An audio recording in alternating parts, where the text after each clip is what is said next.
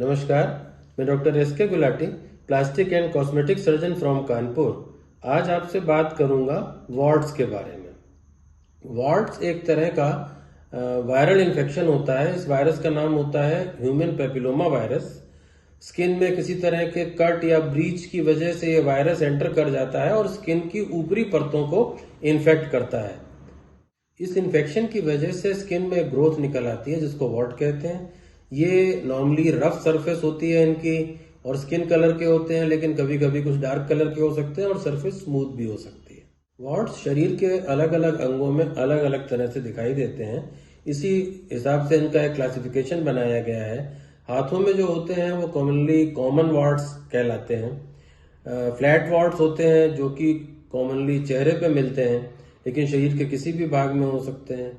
Planter वॉर्ट पैर में होते हैं, ये सोल में पाए जाते हैं और अक्सर इनके ऊपर ब्लैक डॉट्स दिखाई देते हैं। ये इनकी पहचान होती है, क्योंकि कॉर्न और वॉर्ट में डिफरेंशिएट करना थोड़ा मुश्किल होता है। तो अगर ब्लैक डॉट्स दिख रहे हैं तो ये सर्टेन है कि ये वॉर्ट है। और एक फिलीफॉर्म वॉर्ट्स होते हैं जो कि छोटे घास के पौधे की तरह या पौधे की तरह उगते हुए से लगते हैं। जेनिटल ऑर्गन्स में भी वॉर्ट्स हो सकते हैं। तो ये कुछ वैरायटीज हैं वॉर्ट्स की। एक बात जान लेना जरूरी है कि वॉर्ट्स कॉन्टेजियस होते हैं। इनका इन्फेक्शन एक व्यक्ति से दूसरे व्यक्ति तक पहुंचता है डायरेक्ट कॉन्टैक्ट से, या उसका यूज किया हुआ कपड़ा या तौलिया यूज करने से। इसी तरह शरीर में भी एक जगह वॉर्ट हो जाए तो और जगह पे भी वॉर्ट हो सकते हैं डायरेक्ट कॉन्टैक्ट से। अगर एक जगह पे वॉर्ट है और आपने उसका इलाज नहीं कराया या उसको नहीं हटाया तो उसके आसपास और वॉर्ट्स निकल सकते हैं। एक बार इन्फेक्शन किसी स्थान पर अगर होता है तो तुरंत वॉर्ट नहीं निकलता। इसमें लेटेंट पीरियड काफी लंबा होता है, कुछ महीनों के बाद वो वहां पे अपीयर होता है। वॉर्ट्स कभी कभी अपने आप गायब हो जाते हैं। काफी लार्ज परसेंटेज में वॉर्ट्स टाइम के साथ साल 2 साल में गायब हो जाते हैं। ऐसा बॉडी की इम्यूनिटी की वजह से होता है।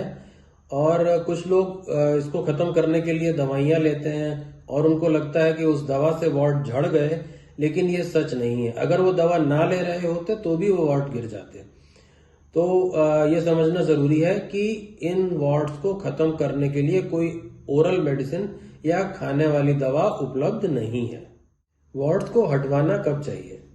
जब ये देखने में खराब लगे या पेनफुल हो जाएं, जैसे कि प्लांटर वॉर्ट्स कभी कभी पेनफुल हो जाते हैं। वॉर्ट्स को हटाने के कई तरीके हैं। कई फिजिकल तरीके हैं जिनसे वॉर्ट हटाए जा सकते हैं। कभी फ्रीज करके, कभी इलेक्ट्रिक करंट से, कभी लेजर एनर्जी से, कभी हीट से और कभी केमिकल से।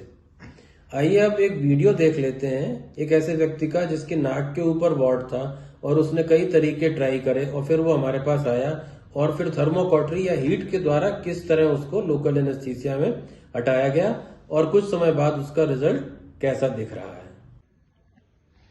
तो ये कितने टाइम से है तुमको? सर ये 4 साल से ज़्यादा से है। और इसके लिए क्या क्या कोशिश करी तुमने?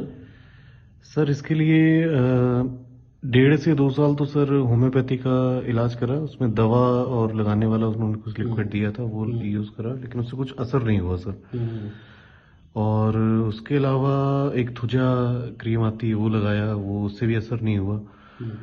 और फिर अभी रिसेंटली किसी ने सलाह दिया कि भाई वो घोड़े का बाल बांध लो। तो घोड़े का बाल तो कहाँ से मिलेगा, तो घर में जो स्टिचिंग धागा होता है उसको मैंने बांधा, लेकिन उसको बांधने की वजह से वो थोड़ा सा कटा तो नीचे से, लेकिन उससे ब्लीडिंग स्टार्ट हुआ और बहुत ज़्यादा इचिंग से उसमें हुआ, पेन हुआ उसमें। हाँ।